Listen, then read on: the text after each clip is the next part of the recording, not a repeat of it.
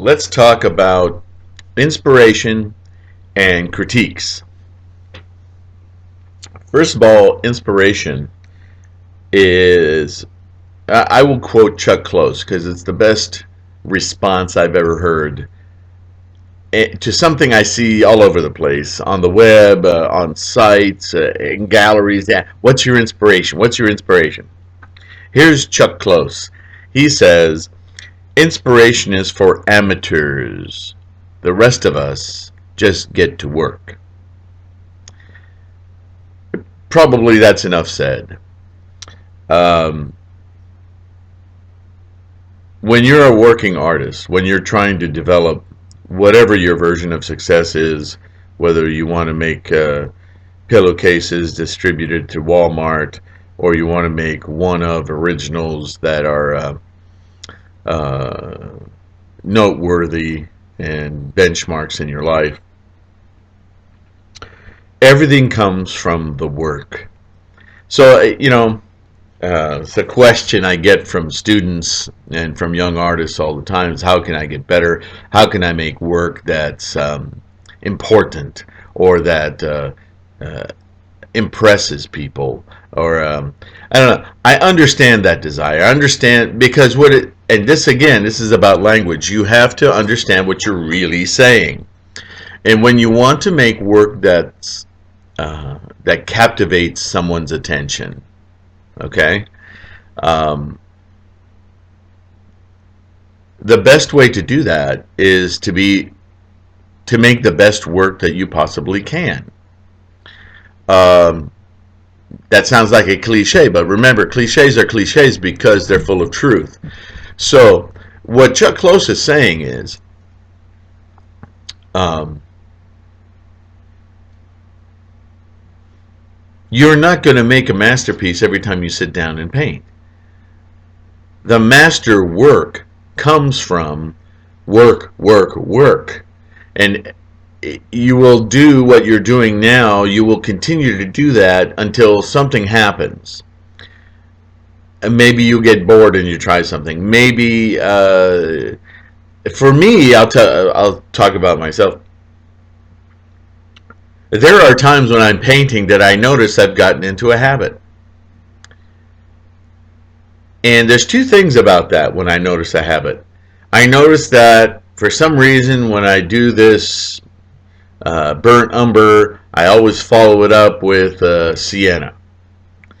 And it bothers me that I'm predictable because that, to me, that means I'm getting stale. I'm not moving on. I'm not growing as an artist. That may not be true, but that's what goes on in my head. And then I realize, because I might negotiate with that, I might look at that and go, well, that's what works, so I'll just keep doing that. I think we all do that.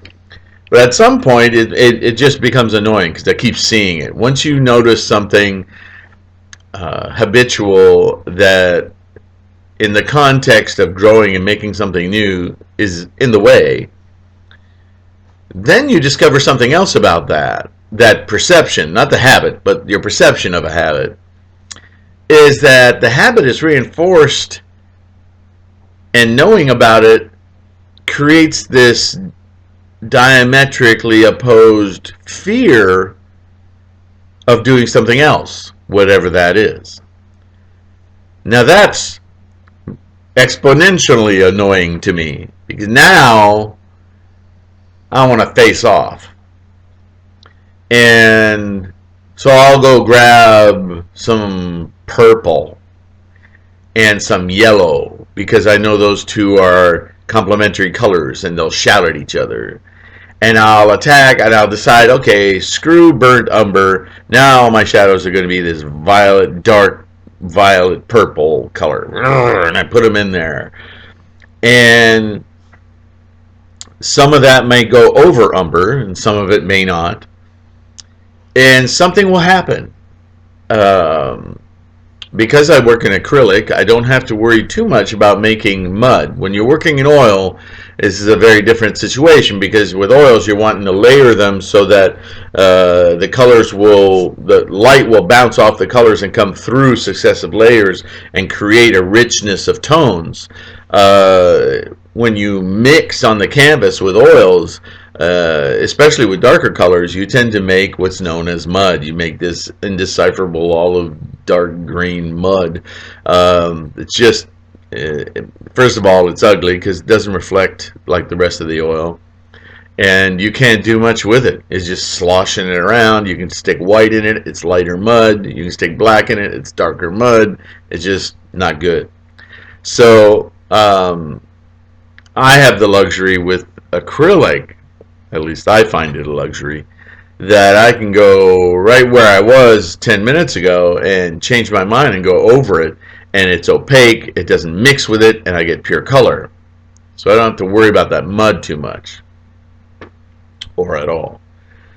But what I want to get to is I make a discovery then. Not only do I let go of angst about doing something different, and I break a habit, but now I see something. And it may not please me. Parts of it may please me.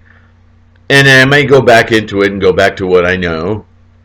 But I'll feel better about what I know if I go back to it, because I will have pushed myself outside of that habitual behavior. That's how we grow as artists. We try things. We get bored of things. But you can only try things and get bored of things if you're constantly working. If once a week you sit down and go, now I'm going to create my work, and you sit down for an hour or two, maybe all day, and you work on it, and it's nice, but again, how long is it going to take is it going to take 52 weeks? Is it going to take 2 years for you to sit down and go, this again? See, if you're working every day, day in and day out, you spend a large portion of your week as a painting, those moments are going to happen a lot sooner, a lot quicker. You're constantly going to be evolving your own perception of yourself. What you like, what you don't necessarily lead, what you do out of habit, and I'm telling you, if you're working all the time and you start perceiving yourself as habitual, you're not going to want to paint anymore. So if you're a painter, a sculptor, whatever, the same thing applies to all the arts. Music, you have to be doing it constantly, consistently, because that's what makes you grow, and the growth is what keeps you being an artist, because that's what's exciting. For others, okay, granted, for others, repeating the same thing over and over again, or having multiples printed and spending all their times about distributing that work, that may be exciting to them. I can't speak to that because I don't understand it. But I'm speaking to you, the artist who says, I want to create important work. How do I do that? How do I create work that has an impact, that moves people? It comes from, look, there's a myth about artists that we just do artwork for ourselves. I hate that myth. I always hated it, because even in your most intimate moment of not wanting to deal with the human race or the world or anything, doing your work, you're doing it for you. You, as an artist, creator, are creating something for you, the viewer, the listener, to appreciate. There's always an audience, always. Otherwise, why bother? It's communication, after all. So, if you're really solipsistic, then you're just going to sit and contemplate your navel. You're not going to do anything, because the act of doing is the act of communicating. And where are you communicating? Somehow, even if it's just to yourself, it's still communication. So, got rid of that myth, I hope. But my point is, at some point, don't you have to impress yourself? I mean, if you're going to keep doing it, don't you have to go, that's kind of cool. Wow, I like how that worked. Right? Well, if it impresses you, then it's going to impress somebody else. So you constantly have to be working at impressing yourself. And the more you impress yourself, the more you'll impress others. That's how you make a valuable work. Make sense?